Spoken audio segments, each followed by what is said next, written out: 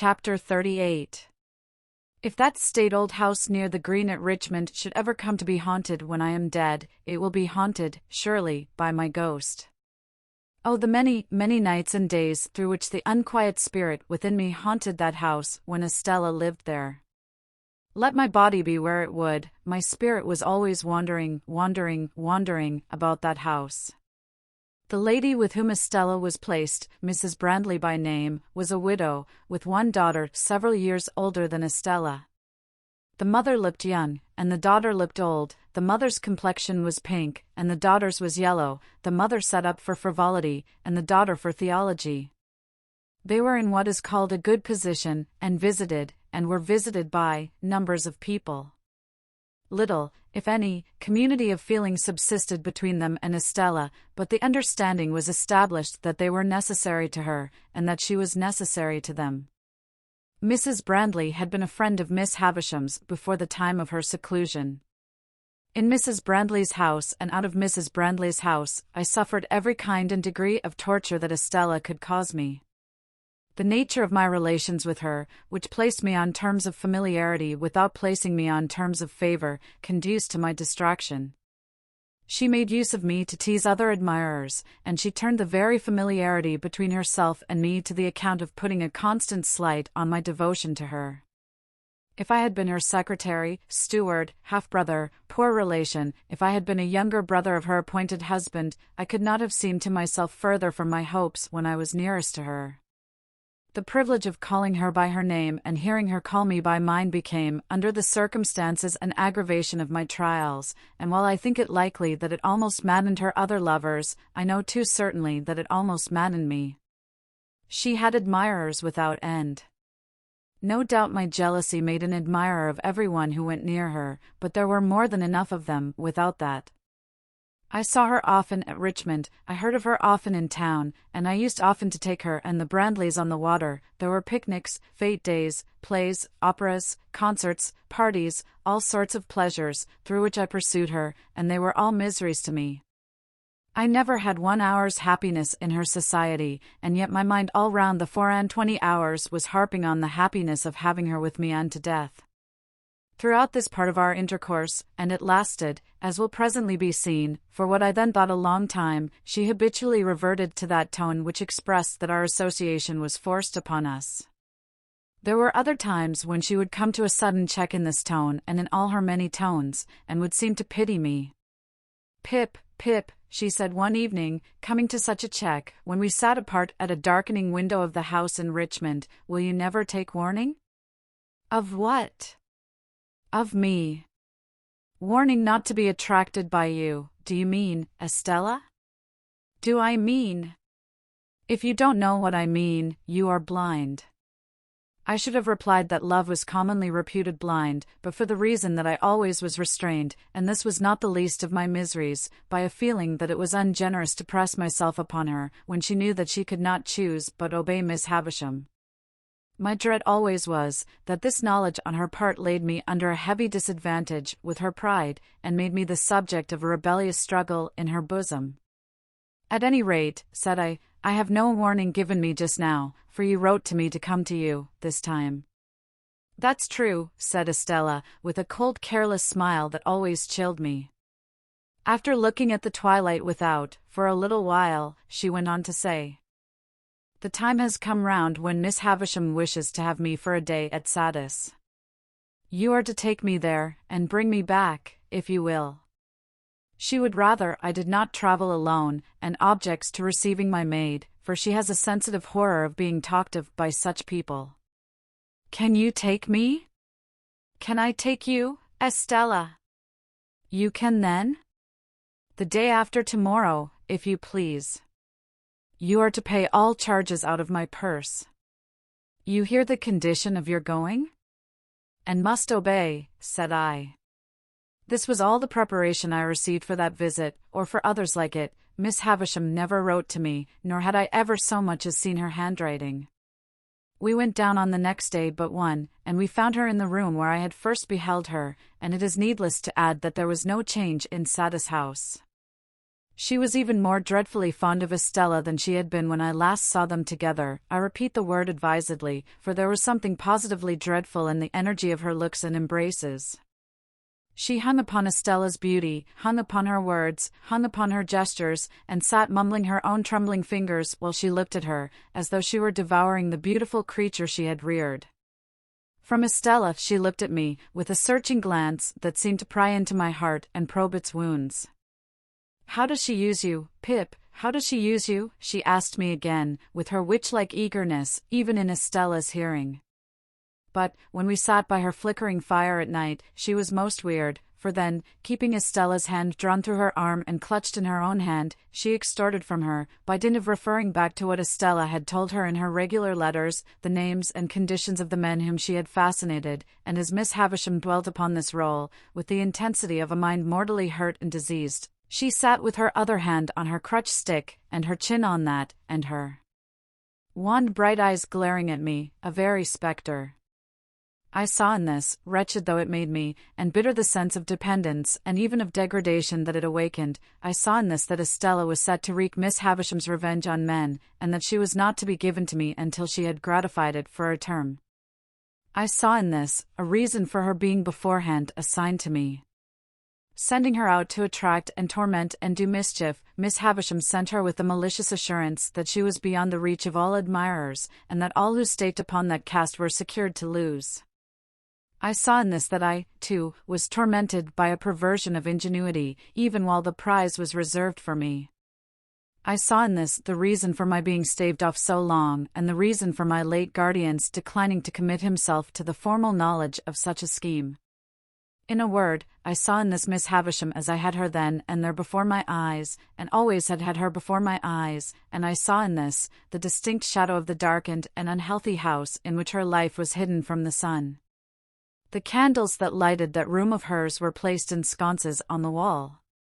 They were high from the ground, and they burnt with the steady dullness of artificial light in air that is seldom renewed. As I looked round at them, and at the pale gloom they made, and at the stopped clock, and at the withered articles of bridal dress upon the table and the ground, and at her own awful figure with its ghostly reflection thrown large by the fire upon the ceiling and the wall, I saw in everything the construction that my mind had come to, repeated and thrown back to me.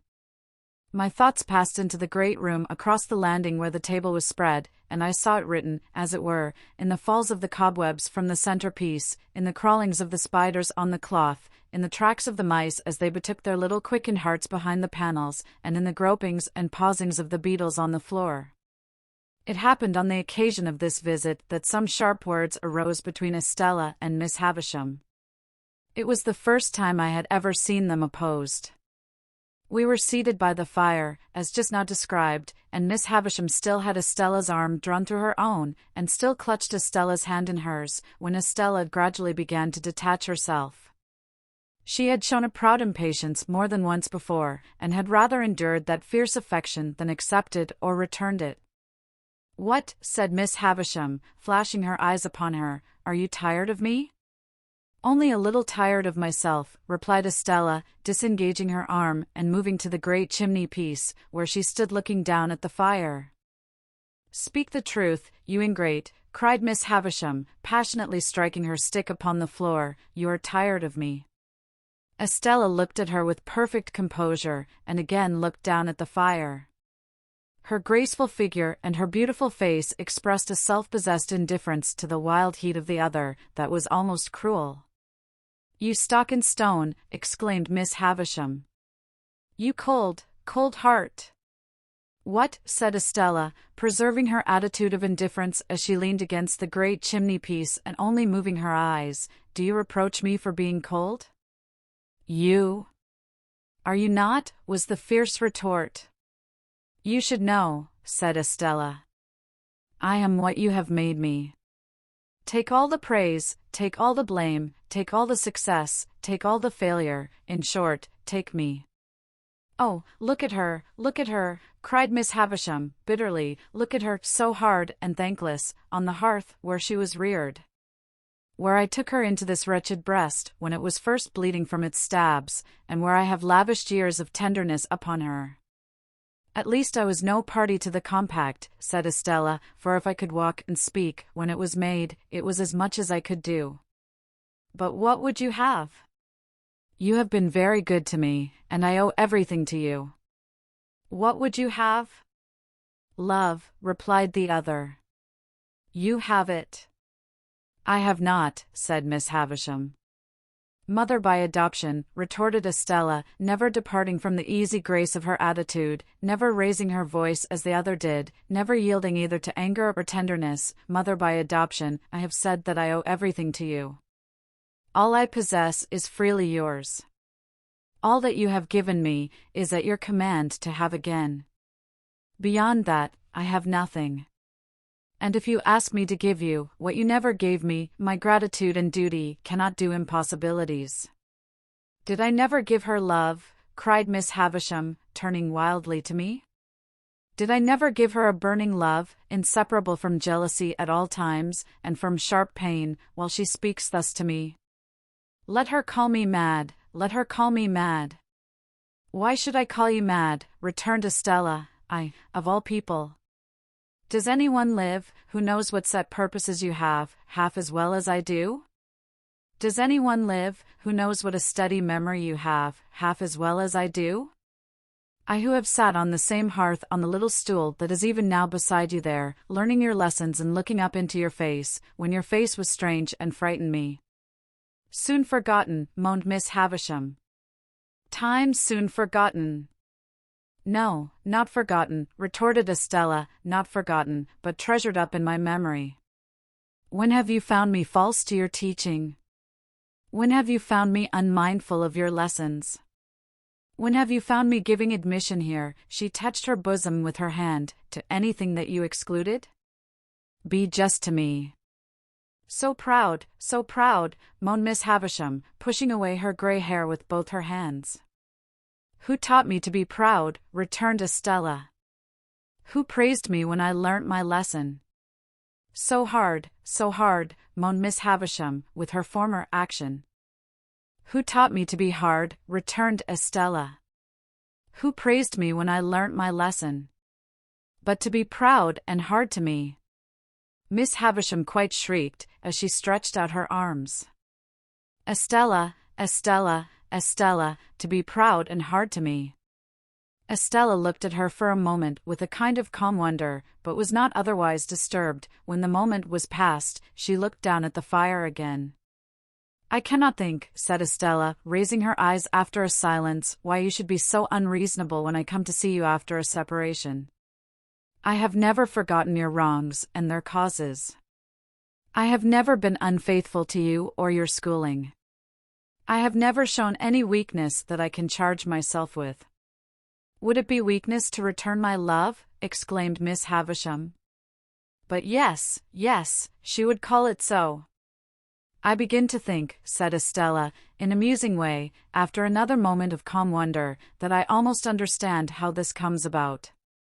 If you had brought up your adopted daughter wholly in the dark confinement of these rooms, and had never let her know that there was such a thing as the daylight by which she had never once seen your face, if you had done that, and then, for a purpose had wanted her to understand the daylight and know all about it, you would have been disappointed and angry? Miss Havisham, with her head in her hands, sat making a low moaning, and swaying herself on her chair, but gave no answer.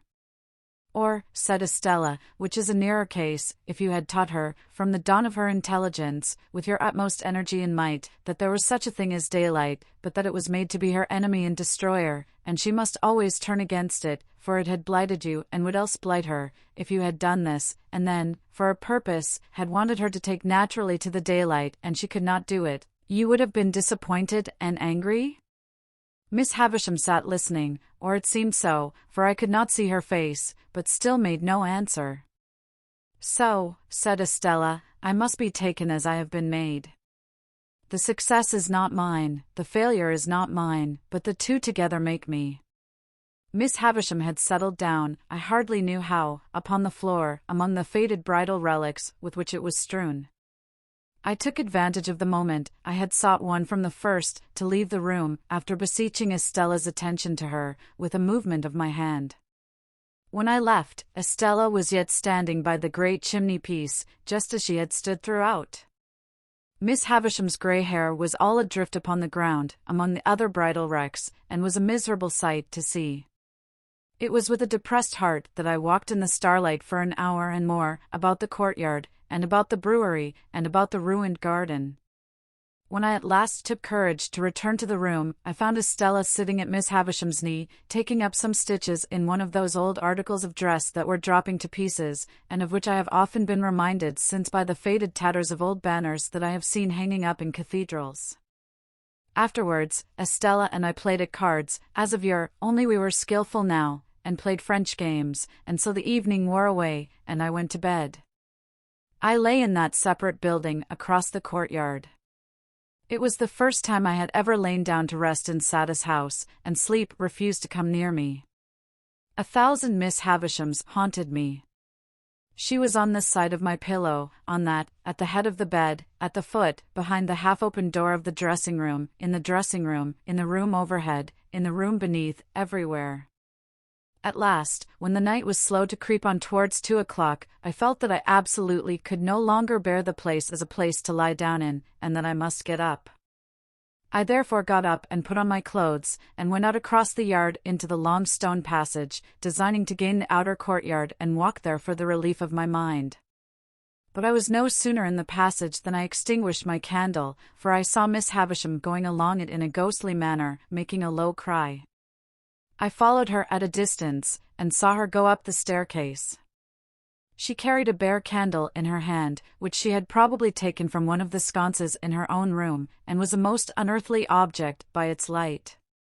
Standing at the bottom of the staircase, I felt the mildewed air of the feast-chamber, without seeing her open the door, and I heard her walking there, and so across into her own room, and so across again into that, never ceasing the low cry. After a time, I tried in the dark both to get out, and to go back, but I could do neither until some streaks of day strayed in and showed me where to lay my hands. During the whole interval, whenever I went to the bottom of the staircase, I heard her footstep, saw her light pass above, and heard her ceaseless low cry. Before we left next day, there was no revival of the difference between her and Estella, nor was it ever revived on any similar occasion, and there were 4 similar occasions, to the best of my remembrance. Nor did Miss Havisham's manner towards Estella in any wise change, except that I believed it to have something like fear infused among its former characteristics. It is impossible to turn this leaf of my life, without putting Bentley Drummle's name upon it, or I would, very gladly. On a certain occasion when the Finches were assembled in force, and when good feeling was being promoted in the usual manner by nobody's agreeing with anybody else, the presiding Finch called the Grove to order, forasmuch as Mr. Drummle had not yet toasted a lady, which, according to the solemn constitution of the society, it was the brute's turn to do that day. I thought I saw him leer in an ugly way at me while the decanters were going round, but as there was no love lost between us, that might easily be. What was my indignant surprise, when he called upon the company to pledge him to Estella. "Estella who?" said I, "and never you mind," retorted Drummle. "Estella of where?" said I, "you are bound to say of where." Which he was, as a Finch.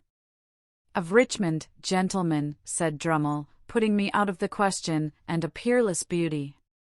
Much he knew about peerless beauties, a mean, miserable idiot. I whispered Herbert. "I know that lady," said Herbert, across the table, when the toast had been honored. "Do you?" said Drummle. "And so do I," I added, with a scarlet face. "Do you?" said Drummle. "Oh, Lord!"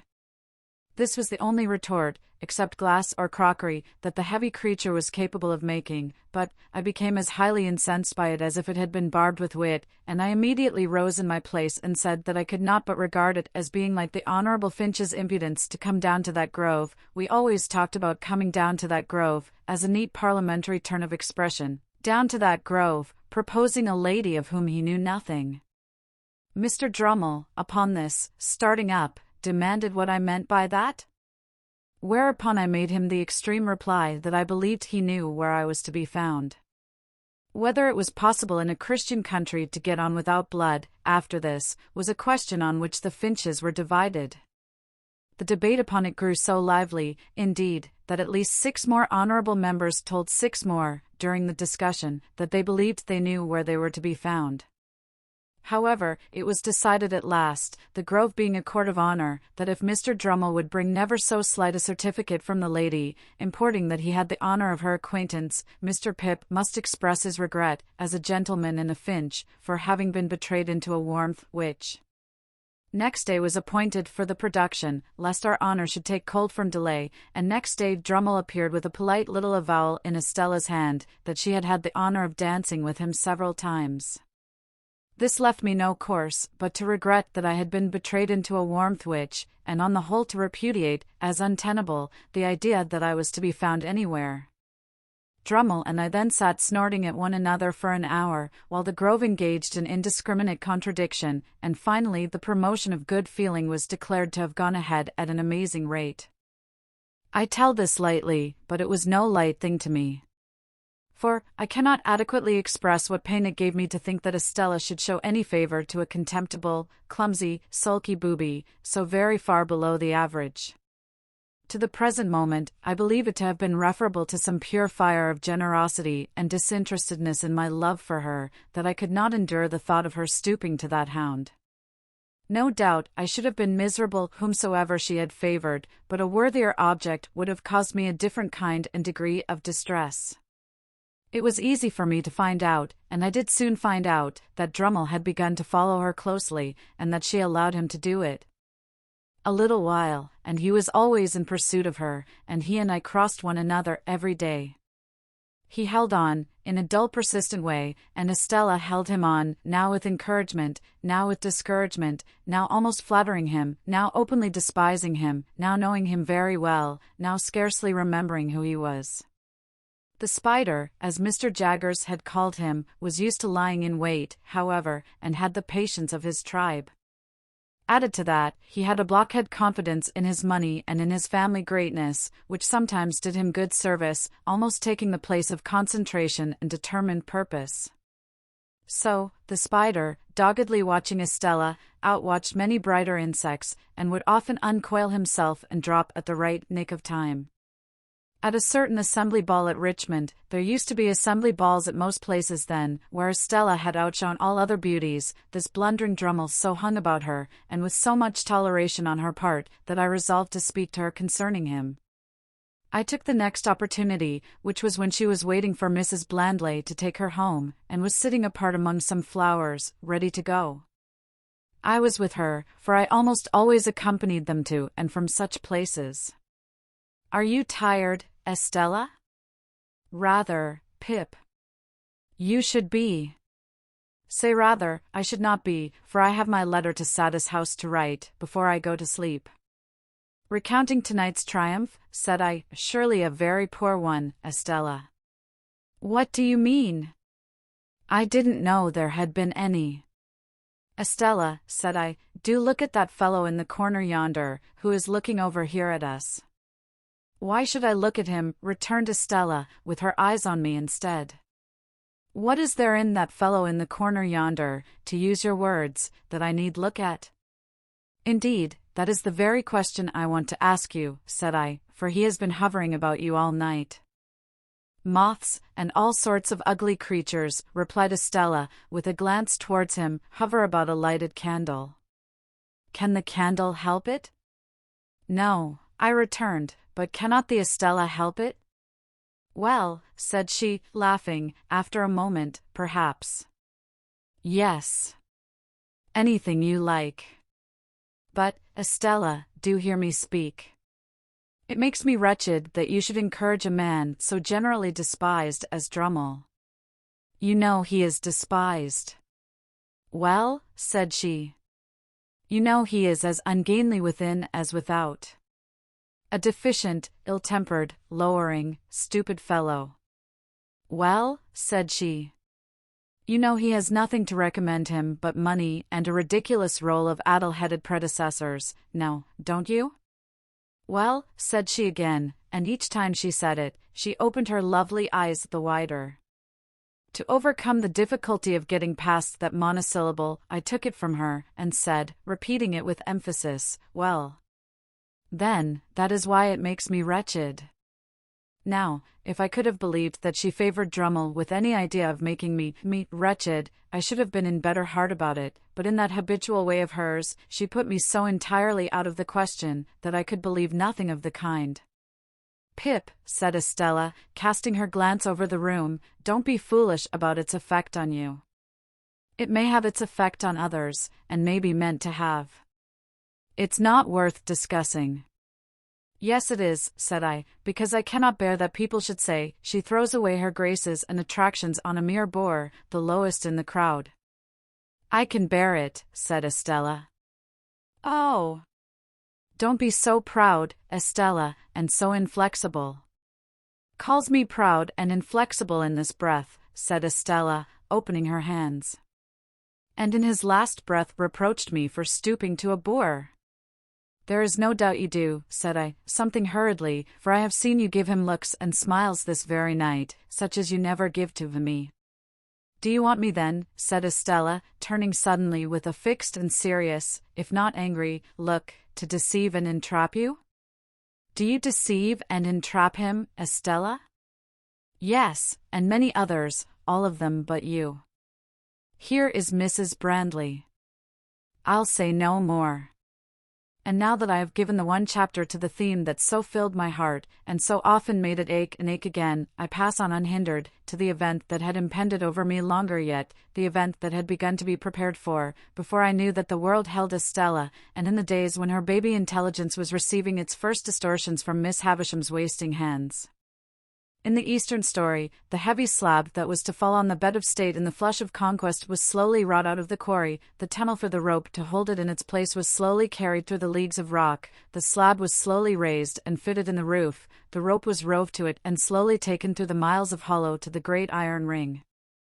All being made ready with much labor, and the hour come, the Sultan was aroused in the dead of the night, and the sharpened axe that was to sever the rope from the great iron ring was put into his hand, and he struck with it, and the rope parted and rushed away, and the ceiling fell. So, in my case, all the work, near and afar, that tended to the end, had been accomplished, and in an instant the blow was struck, and the roof of my stronghold dropped upon me.